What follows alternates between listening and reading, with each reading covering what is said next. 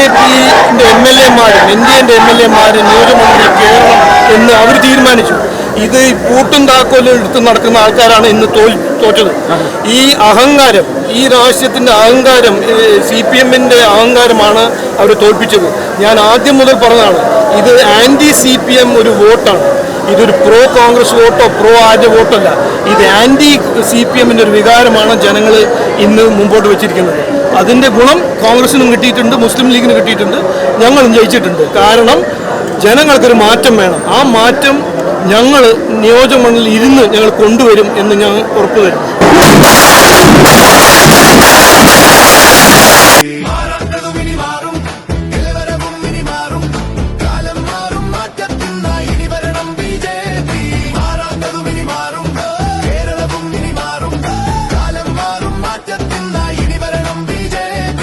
വിട്ടുവീഴ്ചയില്ലാത്ത നിലപാടുകളുമായി ദേശീയതയുടെയും സമാജത്തിൻ്റെയും ശാക്തീകരണത്തിനു വേണ്ടി തത്വമയിയുടെ ജൈത്രയാത്ര തുടരുകയാണ്. യൂട്യൂബിൽ മാത്രം തത്വമയിക്ക് 10 ലക്ഷം സബ്സ്ക്രൈബേഴ്സിലേക്ക് എത്താൻ ഏതാനും ചുവടുകൾ മാത്രമാണ് ബാക്കി. മറ്റ് സോഷ്യൽ മീഡിയ പ്ലാറ്റ്ഫോമുകളിലും തത്വമയിയുടെ നിറസാന്നിധ്യം തുടരുകയാണ്. ഈ അവസരത്തിൽ ഞങ്ങൾക്ക് നിങ്ങളോടുള്ള അഭ്യർത്ഥന ഞങ്ങളോടൊപ്പം നിൽക്കുക എന്നുള്ളതാണ്.